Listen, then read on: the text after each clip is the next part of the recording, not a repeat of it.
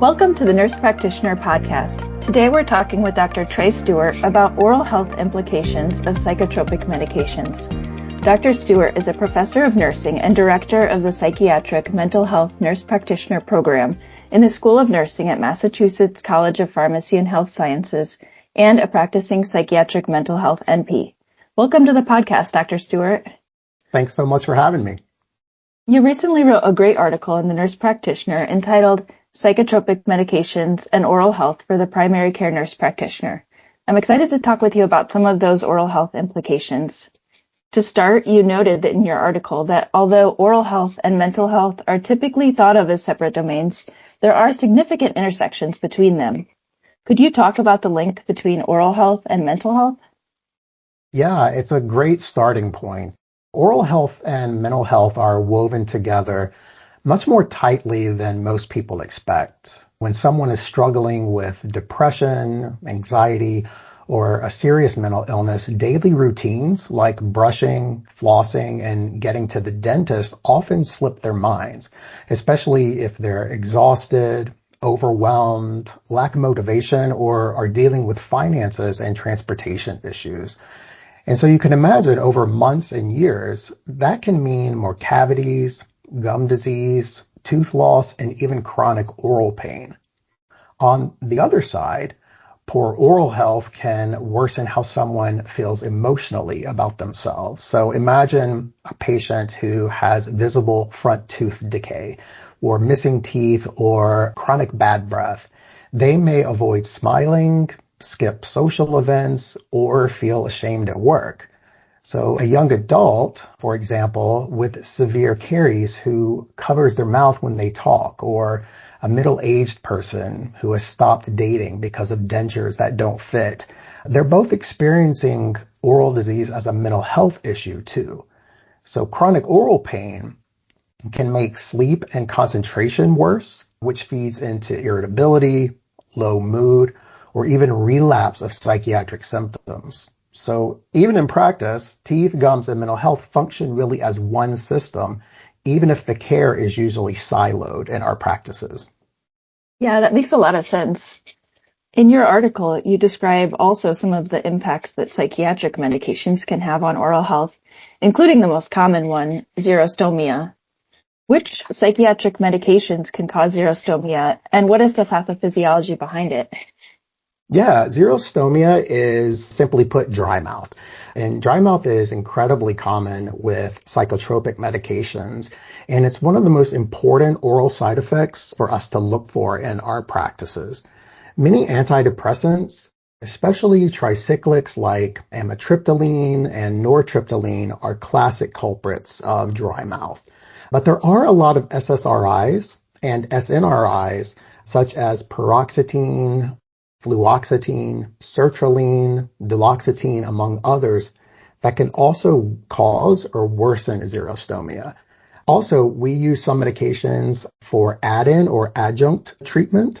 So antipsychotics like quetiapine or olanzapine can also cause this issue. Plus, any anticholinergic adjuncts like benztropine can add to this problem, and you can end up with a pretty significant anticholinergic burden that really dries the mouth out. And I always tell people, think of when you take an antihistamine or like a Benadryl, something like that, and how dry you can get. So these medications can have similar effects.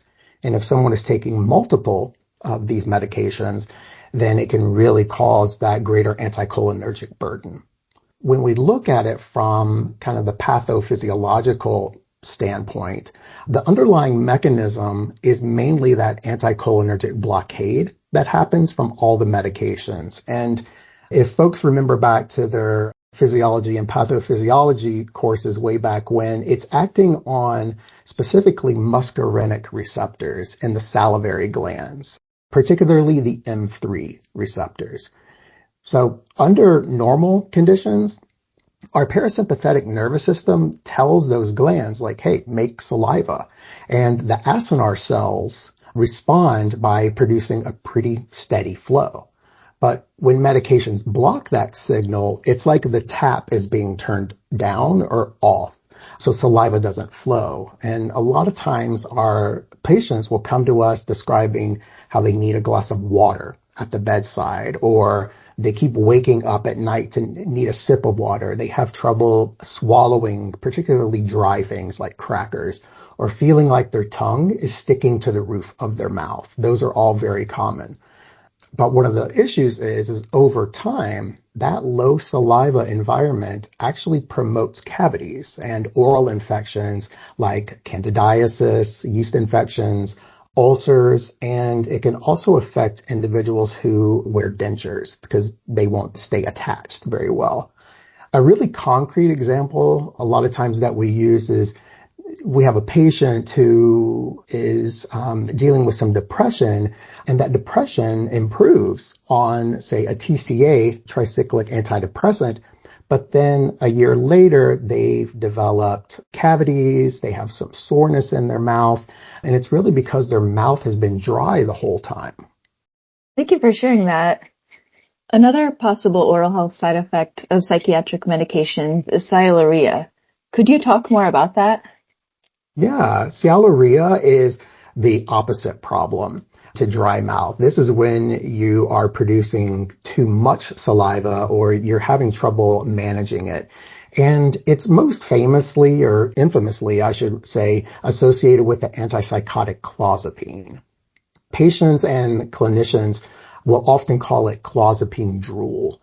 So an individual who starts clozapine, they might wake up at night or in the morning with a soaked pillow, or they find that they need to keep a towel on their pillow at night, or even notice saliva pooling in the corners of their mouth during the day. Least frequently, other psychotics can also cause this issue, but clozapine is really the big one. And we don't have, a large number of clients, in an individual practice probably taking this medicine, but it is one that needs to be discussed with a patient if we're going to start them on the medication. When we're looking at the physiology aspect, it's a little more complex than the dry mouth story. Clozapine has a mixed profile at the muscarinic receptors. It is anticholinergic in many ways, so we might expect it to dry out the mouth a little bit. But what happens is as it's metabolized, there's a metabolite that comes from the medication that can act as a partial agonist at some sites. And so it's going to activate some of those saliva sites.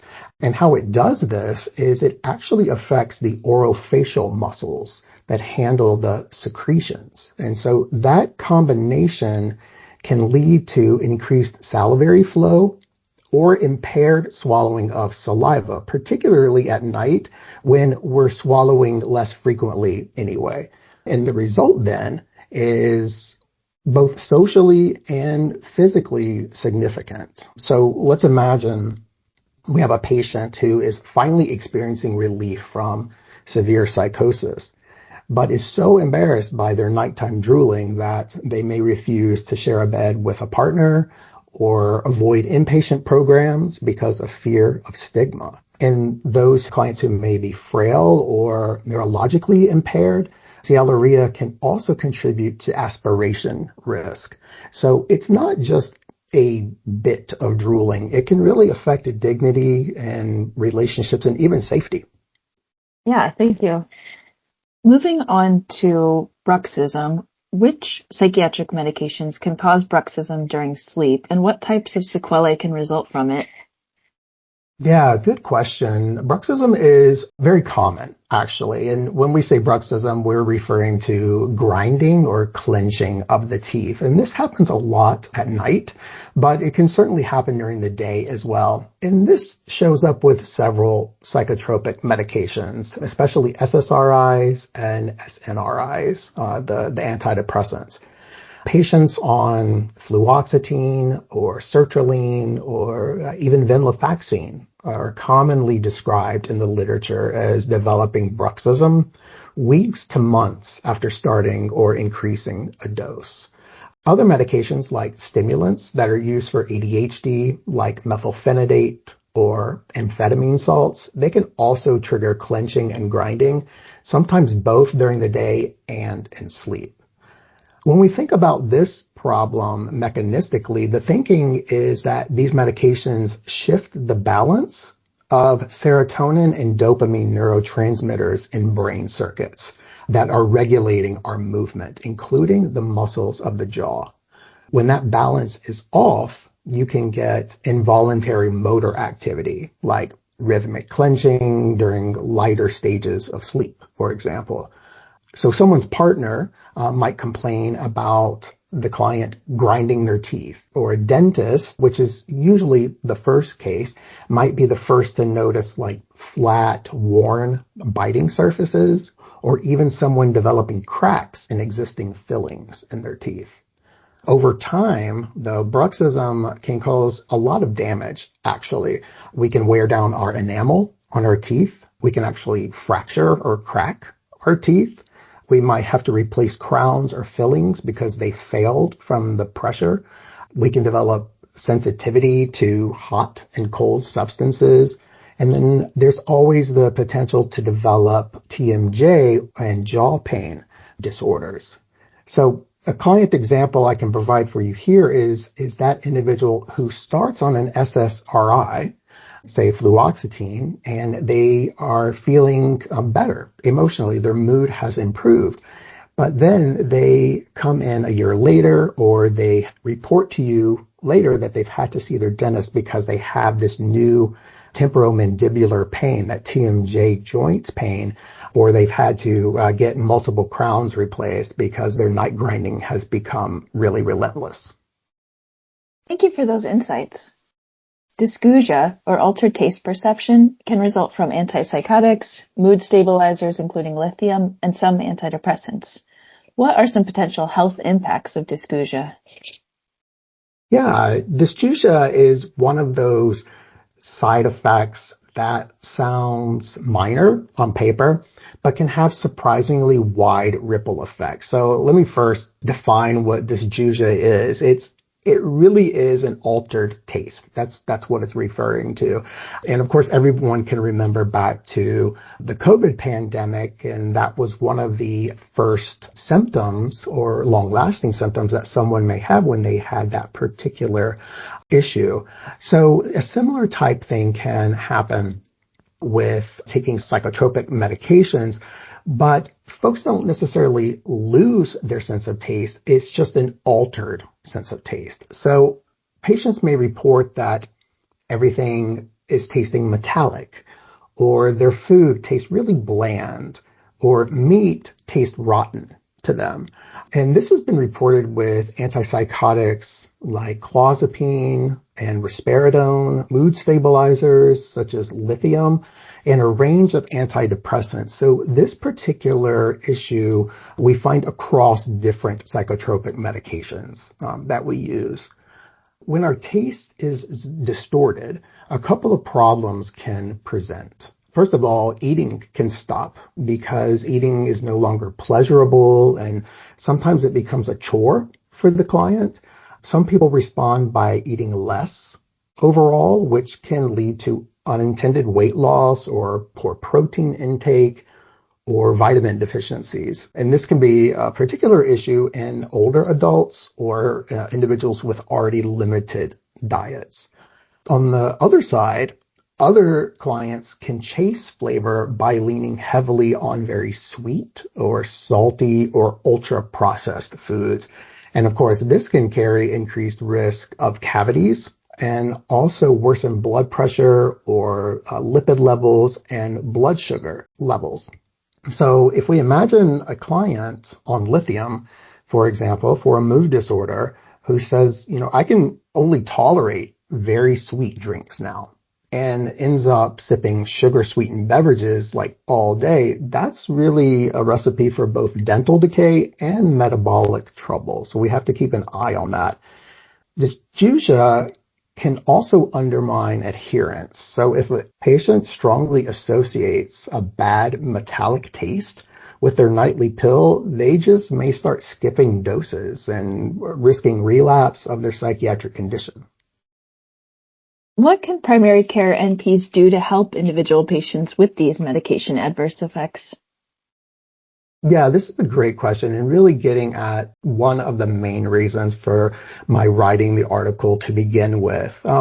Primary care nurse practitioners, as well as non-primary care nurse practitioners like psychiatric NPs like myself, we really are in an ideal position because we often see the whole picture. We're seeing what medications, lifestyle, and physical complaints that our clients are bringing to us. A big first step is simply building oral questions into routine care. So instead of only asking, do you have any side effects? It'll help to ask specifically, have you noticed dry mouth, drooling at night? Do you notice yourself clenching your jaw or grinding your teeth? Has any of your favorite foods tasted differently since you started this medication?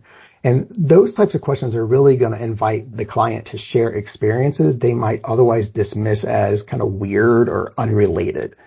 Once that problem is identified, then the NPs can act on several levels. So they can review the medication list for total anticholinergic burden and talk with the prescribing clinician, and whether that's them or a psychiatrist or another provider, about possibly switching from a very drying antidepressant like a TCA or paroxetine to something with a more gentle profile, if, of course, that's clinically appropriate. For xerostomia in particular, they can offer concrete strategies like carrying a water bottle, using sugar-free xylitol gum, switching to alcohol-free fluoride rinses, or avoiding constant sipping of sugary beverages. For bruxism, the clenching and the teeth grinding, a dentist really should be referred in this case, because when you refer to the dentist, they can talk about night guards and discuss whether the timing of the bruxism really lines up with the particular dose change of the medication to make sure that it is medication related. For the excessive drooling or sialorrhea, such as with clozapine, this really comes down to normalizing the conversation and helping with practical coping skills. So, for example, clients may need to buy pillow protectors or invest in some skin care if the drool is causing any problems around their lips. And of course, if you're not working in psychiatry, but in primary care, always try to coordinate with psychiatry around the medications that reduce drooling, really without compromising clozapine's benefits, because it's a great medication for those who have tried other antipsychotics and they haven't worked. And then finally, for dysgeusia, they can explore how taste changes are affecting diet and adherence. If nutrition support is needed, they can always bring those experts in, and then also consider whether a different agent might be better tolerated, one that may not be associated with this altered taste. But one thing to note, and we hear this a lot in our training as nurse practitioners, is that tone really matters. Framing these issues as legitimate, expected, and really manageable in most of the cases really does help patients feel empowered rather than embarrassed. Thank you. Those are all such important considerations. Finally, what system level changes are needed to address the impact of psychotropic medications on oral health? At the systems level, the main shift is to stop treating the mouth as if it's separate from the rest of health. And that starts with integrating basic oral health screening into standard workflows for patients on psychotropics. Imagine depression or antipsychotic follow-up templates that automatically prompt clinicians to ask about dry mouth or drooling or grinding and taste changes, and to check when the patient last saw a dentist. That alone would surface many of the issues that we've talked about so far today. Another key change is training and collaboration. Nursing, nurse practitioners, and psychiatry programs can embed content on psychotropic-related oral side effects. They can include training on brief oral exams and even when to refer to specialists or to dentists. Clinics can also build stronger relationships with dental providers who are comfortable caring for people with serious mental illness, creating warm handoff pathways instead of just sending patients out with vague instructions to, see a dentist. And then there's the policy and insurance piece, which, can really get in the way of good care a lot these days. Without dental coverage and realistic access, all of the screening in the world really won't fix the problem. So we need to be advocating for dental benefits that cover preventive visits, fluoride treatments, and things like night guards for bruxism, especially in populations on long-term psychotropics that can make a tangible difference, but they have to be covered by insurance for those individuals who can't afford it. And, when care systems and training programs and payers all recognize that a medication for the mind can damage the mouth, it becomes easier to design really, truly integrated care that protects both. I have enjoyed talking with you today. Thank you very much for sharing your knowledge and time with us today, Dr. Stewart. I appreciate the opportunity. Thanks so much for having me. For more great content from the Nurse Practitioner, be sure to visit us online at tnpj.com for the latest NCPD articles, columns, and much more. Please leave us a 5-star review on iTunes and Spotify, as it helps with the podcast's visibility and helps us to keep bringing you this great content. Also, don't forget to follow us on Facebook, Instagram, and LinkedIn at the Nurse Practitioner Journal and on X at TNPJ_journal. This podcast does not constitute medical advice and should not be taken as such, and does not replace professional judgment or advice. The ideas and viewpoints expressed on this podcast do not reflect the official position of the speakers, authors, affiliated organizations, the Nurse Practitioner Journal, or Wolters Kluwer. Thanks for listening.